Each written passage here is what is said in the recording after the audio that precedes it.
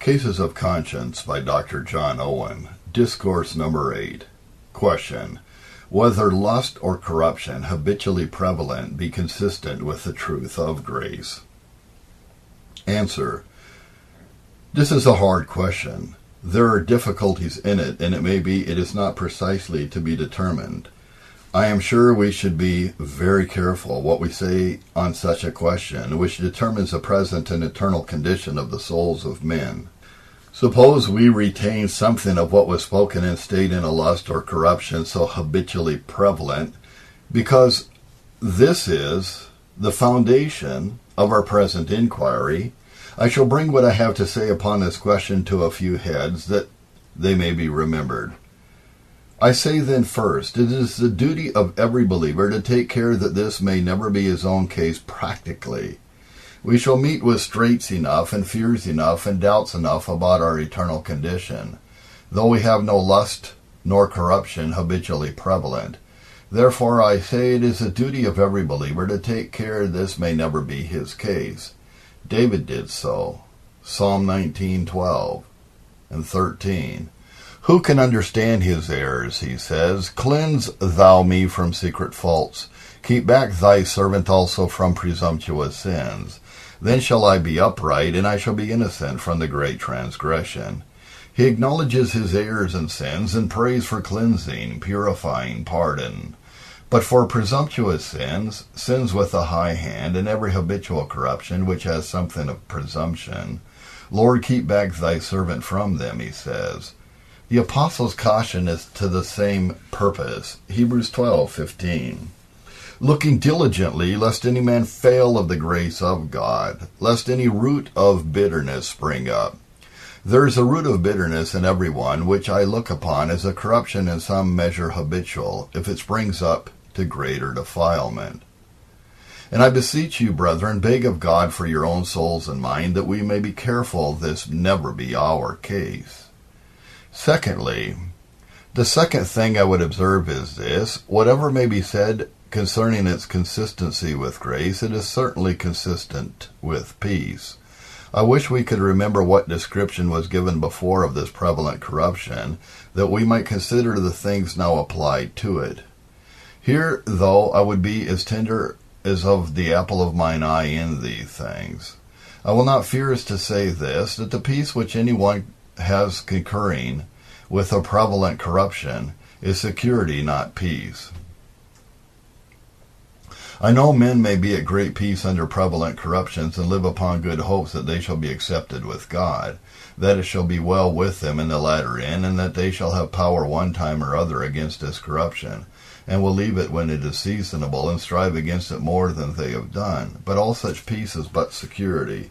Under prevalent corruption there is a drawing back, for I would state the matter thus: a person who is a professor, and is kept up to duties and obedience till some lust has gotten strength, by constitution, temptations or occasions of life, and has drawn him off from his former renovation and walking with God, there is then a drawing back. Now, says the apostle, if any man draw back, my soul shall have no pleasure in him, Hebrews 10:38. And when God has no pleasure according to the several degrees of backsliders, it may be that is meant of final apostasy, he does not intimate anything that is a ground of peace to that soul. So Isaiah 57:17. For the iniquity of his covetousness was I wroth, and hid myself from him. If there be an incurable iniquity of covetousness, or any other iniquity, whether manifest to us or not, God is angry and does hide himself from us. I pray, brethren, let us examine our peace, and if we find we have a peace that can maintain its ground and station under prevalent corruption, trust no more to that peace. It will not stand us instead when it comes to a trial.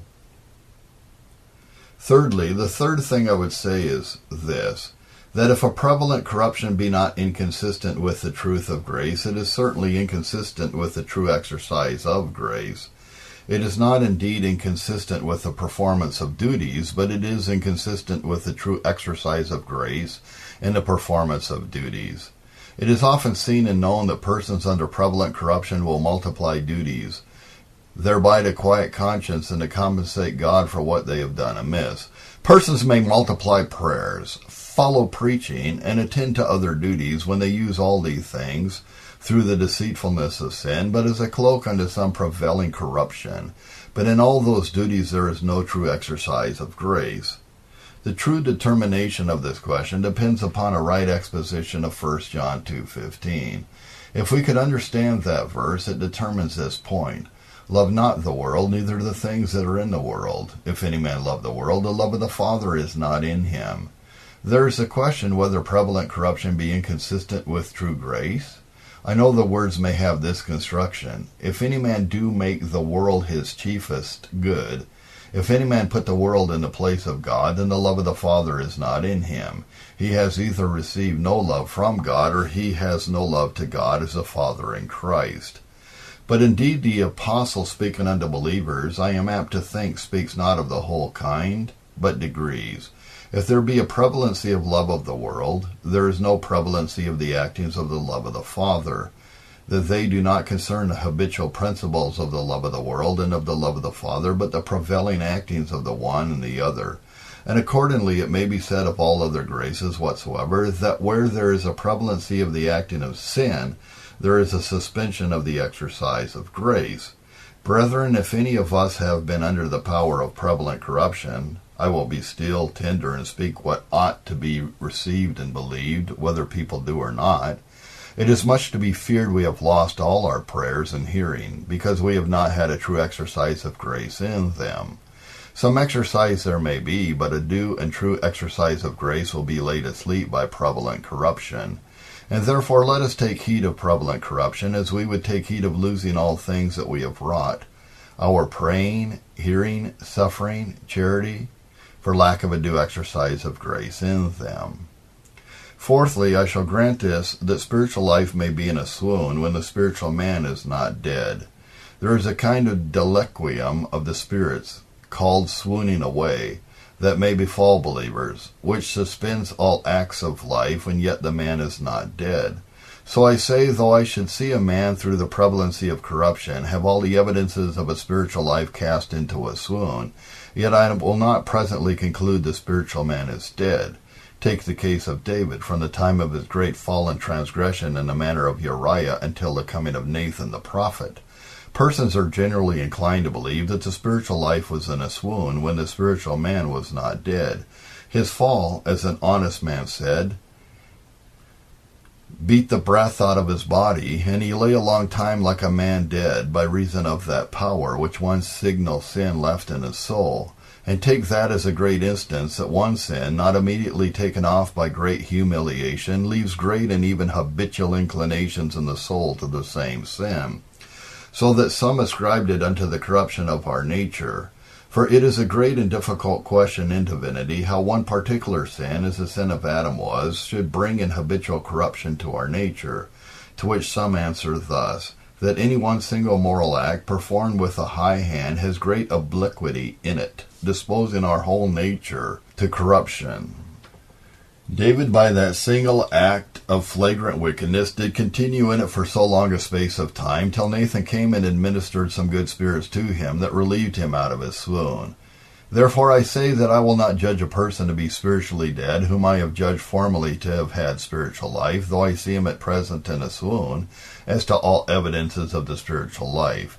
And the reason why I will not judge so is this, because if you judge a person dead, you neglect him, you leave him. But if you judge him in a swoon, though never so dangerous, you use all means for the retrieving of his life. So ought we to do to one another and our own souls. Fifthly, there is a prevalency of sin that is inconsistent with true grace, which may befall those who have been professors.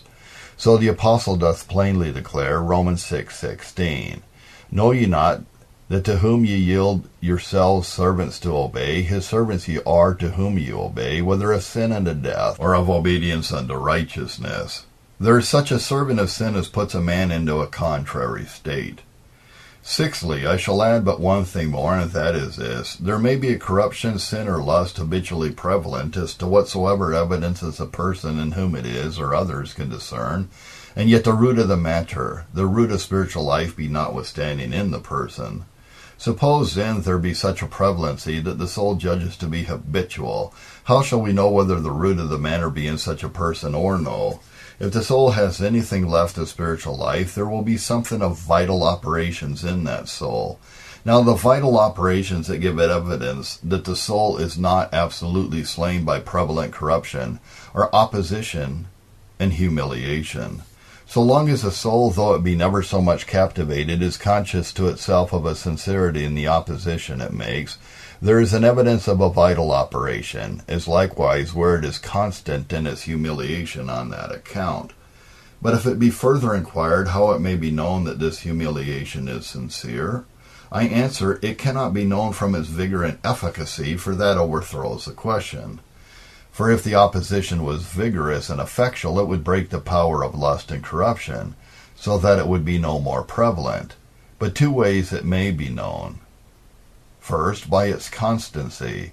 If the root of the matter be still in us, there will be a constant opposition to every act of any prevailing corruption whatsoever. I do not speak about violent temptations, but ordinary cases in which I know not whence we should conclude the root of the matter is in that man who does not make a sincere opposition to every instance of the acting of prevalent corruption. If a man can pass over one and another instance of prevalent corruption without any humiliation for it, the Holy Sovereign God show him grace and mercy. But it is to me the way of a serpent upon a stone. I see it not. I know it not. Number 2, it is sincere if it be from its proper spring, that is, if the opposition be not from conviction, light, or conscience only, but from the will of the poor sinner. I would do otherwise. I would have this sin destroyed. I would have it rooted out, that it should be no more in me. My will lies against it, however it has captivated my affections and disturbed my course. This is all I dare say upon this question, that there may be an habitual prevalency of corruption, which may seem so to them in whom it is, as also to those whose converse with them, and yet the root of the matter be in them. We may know the root of the matter by the acting of spiritual life, and opposition going before, and humiliation coming after. We may know the sincerity of these vital actings by their constancy and by their spring, if we are constant in them, and if they arise from our wills. Delivered April 19th, 1677.